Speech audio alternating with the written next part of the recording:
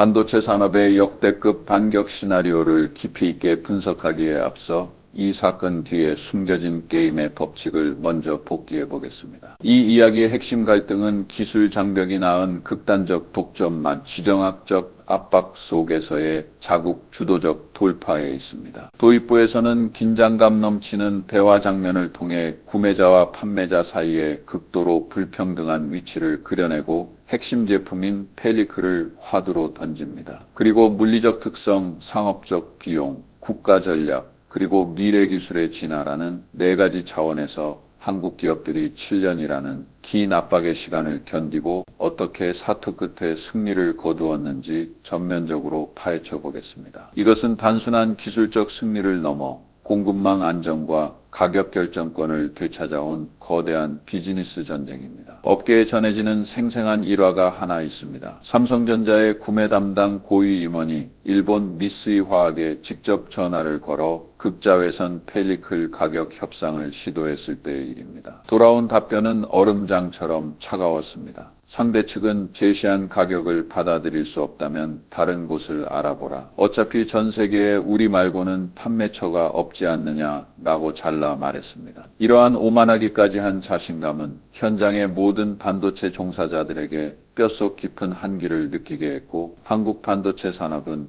이런 수동적인 국면 속에서 꼬박 7년을 인내해야 했습니다. 여러분이 필수품을 사려는데 상대방이 협상의 여지도 없이 내려다보는 태도로 살 테면 사고 말 테면 말라고 한다면 그 심리적 괴리감이 얼마나 크겠습니까? 펠리클 한 장의 가격은 6천만 원에서 시작해 최고급 버전은 1억 원까지 치솟습니다. 매미 날개처럼 얇은 이 막 한 장의 몸값이 고급 수입차 한 대와 맞먹는 셈입니다. 더 황당한 것은 이 가격이 기존 공진 자외선 펠리클보다 무려 60배나 비싸다는 점입니다. 전 세계 최첨단 공정의 생사여 탈권을 쥔 이 물자가 오랫동안 일본 기업 한 곳에 의해 완전히 독점되어 가격 협상 자체가 불가능했던 것입니다. 2019년에 이르러 이러한 기술 독점은 정치적 카드로 변질되었습니다. 일본이 꺼내든 수출 규제라는 칼날은 한국 반도체의 숨통을 정확히 겨냥했습니다. 하지만 2026년 1월인 지금 전황은 극적으로 역전되었습니다. 한국 현지 기업들이 기술적 난관을 극복하고 투과율 91%에 달하는 국산 펠리클 양산에 성공했을 뿐만 아니라 종합 성능 지표에서 일본 제품을 앞질렀으며 가격은 5천만 원 이하로 낮추었습니다. 일본의 이 7년에 걸친 기술 갑질이 어떻게 무너졌는지 알아보기 위해 세 가지 깊이 있는 이야기를 정리했습니다. 도대체 극자외선 펠리클이 무엇이기에 천문학적인 가격에 팔리는지. 둘째, 일본은 어떻게 기술 라이선스와 선점 효과를 이용해 철옹성 같은 독점 체제를 구축했는지. 마지막으로 한국 기업들은 자본 투입과 기술 돌파를 통해 어떻게 이 균열을 만들어냈는지입니다. 이어지는 복기를 통해 웨이퍼 아래 숨겨진 진짜 전장을 공개하고 왜 공업대국에 있어 핵심 소재의 자국화가 곧 주권과 직결되는지 통찰해 보겠습니다. 가장 먼저 극자외선 펠리클이라는 차갑고 딱딱한 용어부터 살펴보겠습니다. 이해를 돕기 위해 일상적인 비유를 들어보죠. 반도체 제조의 핵심 공정은 고에너지 광원을 이용해 실리콘 웨이퍼 위에 아주 정밀한 회로도를 그리는 것입니다. 이는 마치 구식 카메라로 사진을 인화하는 과정과 비슷한데 이때 회로 설계도가 그려진 판을 마스크 포토마스크라고 부릅니다. 최첨단 공정에 쓰이는 마스크 한 장의 제작 비용은 수억 원에 달합니다. 그런데 미시 세계에서는 육안으로 절대 볼 수 없는 먼지 한 톨이라도 이 비싼 마스크 위에 떨어지면 빛의 경로가 굴절되어 회로도에 치명적인 결함이 생깁니다. 결국 수천만 원짜리 반도체가 순식간에 쓰레기가 되는 것이죠. 이 위험을 막기 위해 엔지니어들은 마스크 위에 투명한 보호막을 씌우는데 이것이 바로 펠리클입니다. 비 오는 날 사진을 찍는 상황을 상상해 보십시오. 빗방울이 카메라 렌즈에 직접 닿으면 화면이 번지고 왜곡될 것입니다.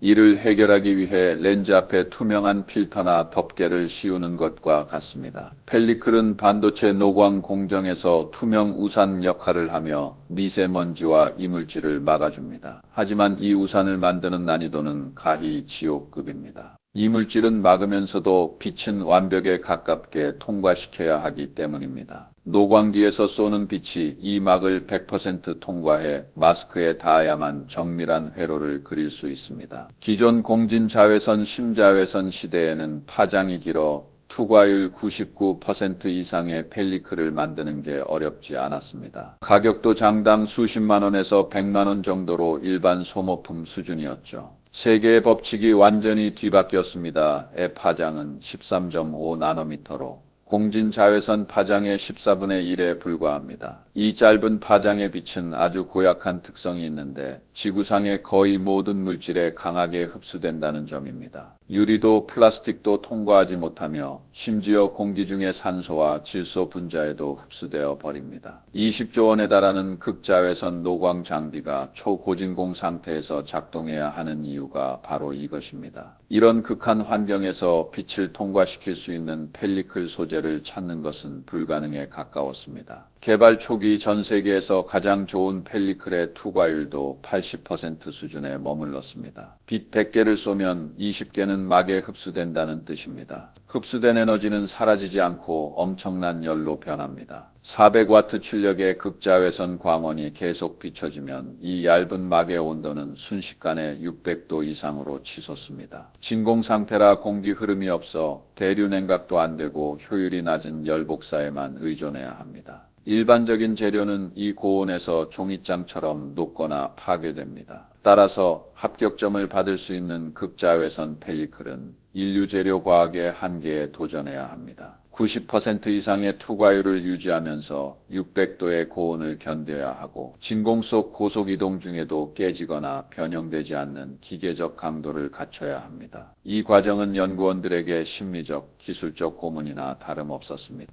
결국 이 극세분화된 분야에서 일본의 미쓰이 화학만이 유일하게 합격품을 납품할 수 있었습니다. 더 중요한 점은 미쓰이 화학이 네덜란드 ASML로부터 기술 독점 라이선스를 받았다는 것입니다. 대당 2천억 원이 넘는 극자외선 장비를 유일하게 만드는 거물의 ESML이 기술의 불씨를 미쓰이 화학에만 넘겨주었으니 미쓰이가 시장을 지배하는 것은 당연한 수순이었습니다. 독점이 완성되자 가격 결정권은 무소불위의 권력이 되었습니다. 수십만 원이던 펠리클이 장당 1억 원을 호가하는 사치품으로 둔갑한 것입니다. 그럼에도 삼성전자는 오랫동안 묵묵히 그 비용을 지불할 수밖에 없었습니다. 제가 계산한 수치로 그 대가를 살펴보겠습니다. 삼성전자는 현재 70여 대 이상의 극자외선 장비를 운용하며 세계 2위 안에 드는 규모를 자랑합니다. 펠리클은 소모품이라 웨이퍼 1만 장 정도를 노광하면 교체해야 합니다. 삼성의 거대한 라인 가동률을 고려하면 연간 펠리클 수요는 수백 장에서 수천 장에 이릅니다. 이 소재 하나에 들어가는 비용만 매년 수천억 원의 이익을 갉아먹는 셈입니다. 하지만 삼성 같은 거물에게 돈보다 더 잠 못 이루게 하는 것은 공급망의 취약성이었습니다.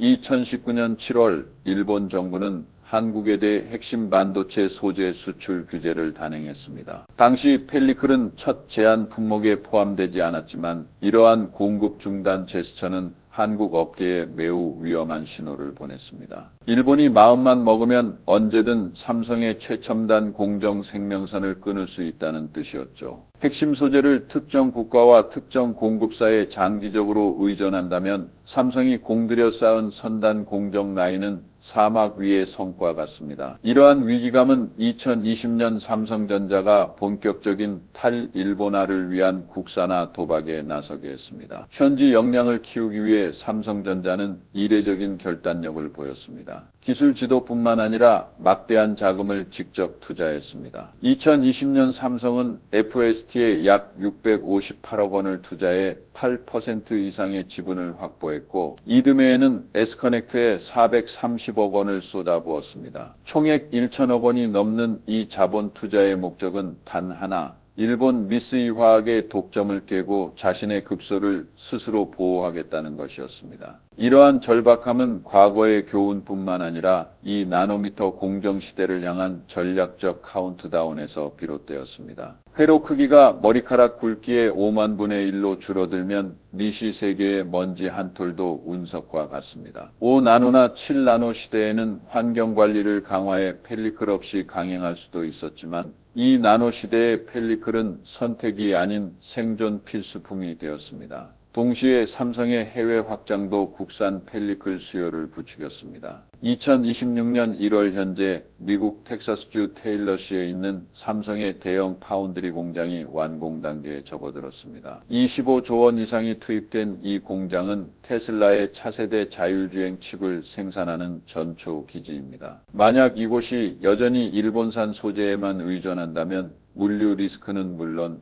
공급망 안보와 통제를 강조하는 미국 정부의 기대치도 충족하기 어렵습니다. 따라서 펠리클 자국화는 비즈니스 논리의 완성이자 지정학적 게임의 필연적 선택입니다. 제가 FST와 S커넥트 두 기업의 지난 5년간 기술 경로를 깊이 연구해 보니 그들은 서로 다르지만 상호 보완적인 전략을 취했습니다. FST는 마스크 블랭크 분야의 내공을 살려 금속 실리사이드 복합 재료를 개발하고 정교한 다층 캐핑 구조를 설계했습니다. 이를 통해 투과율을 91% 이상으로 끌어올렸을 뿐만 아니라 400와트 레이저의 파상 공세에도 견디는 내열성을 확보했습니다. 91%가 일본 제품과 큰 차이가 없다고 느낄 수도 있지만 극한의 효율을 다투는 극자외선 공정에서 투과율 1%의 차이는 연간 수백억 원의 비용 절감을 의미합니다. 또한 삼성과 공동 개발한 자기 부착 기술로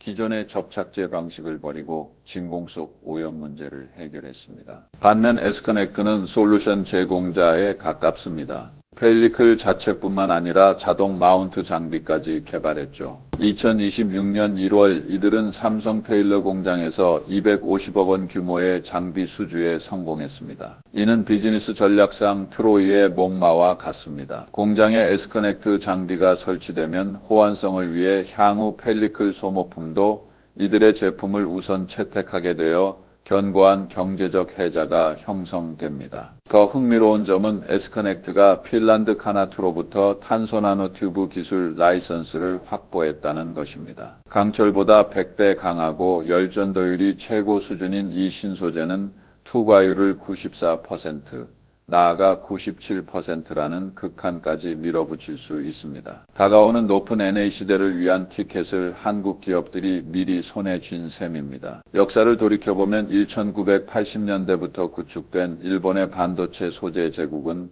당시 일본 세트 산업의 전성기에 뿌리를 두고 있습니다. 시간이 흐르며 일본이 디램 등 완제품 시장의 90%를 잃었음에도 소재 분야에서 마지막 자존심을 지켰던 이유입니다. 그러나 2019년에 그 오만한 수출 규제는 오히려 도미노를 쓰러뜨리는 첫 번째 손길이 되었습니다. 한국 정부와 기업은 그 순간 소재 부품 장비의 전면 국산화만이 이 굴레를 끝낼 수 있다는 공감대를 형성했습니다. 불화수소에서 포토레지스트, 그리고 이제 가장 정복하기 어렵다던 극자외선 펠리클까지 한국 기업들은 광적인 연구개발 투자를 통해 공백을 하나씩 메워갔습니다. 저는 빠르면 2026년 말 국산 펠리클이 삼성의 이 나노라인에 본격적으로 대량 투입될 것으로 예측합니다. 그때가 되면 장당 가격은 5천만 원 이하로 대폭 낮아질 것입니다. 이는 비용 절감뿐만 아니라 외부 변동성 앞에서도 흔들리지 않는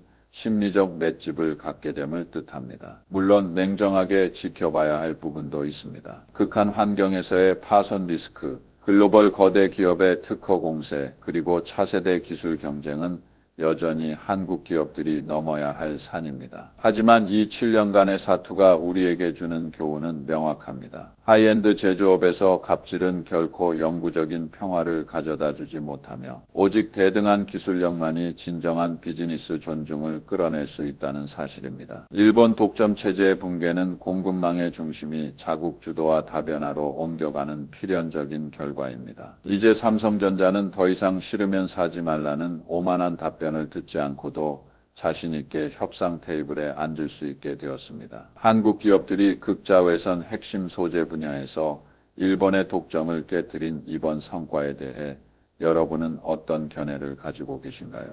이러한 국산화 물결이 향후 10년의 글로벌 반도체 경쟁 구도를 어떻게 재편할 것이라 보십니까? 댓글을 통해 여러분의 깊이 있는 생각을 남겨주세요. 비즈니스의 정글 속에서 함께 지혜를 찾아봅시다. 오늘 내용이 유익했다면 구독과 좋아요 부탁드립니다. 저는 여러분의 투자 관찰자였으며 다음 시간에 다시 찾아뵙겠습니다.